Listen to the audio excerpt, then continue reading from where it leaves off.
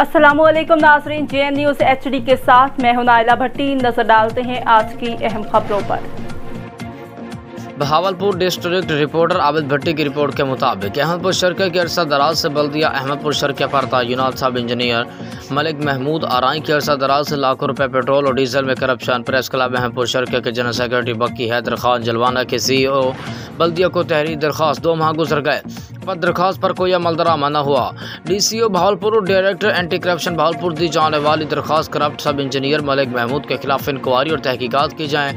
दरख्वास्त गुजार का मौक़िफ़ अहमदपुर शर्किया माह जून और जुलाई में इस्तेमाल आने वाला डीजल और पेट्रोल का रिकॉर्ड मैसर किया जाए।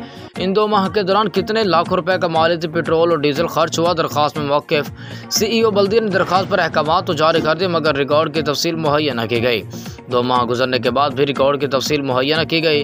MOI सैयद अब्बास सरवर नेकी को भी दरख्वास्त के मुतल्लिक़ आगाह किया गया, मगर बल्दिया अहमदपुर शर्किया में तैनात सब इंजीनियर मलिक महमूद रिपोर्ट देने को तैयार ही नहीं।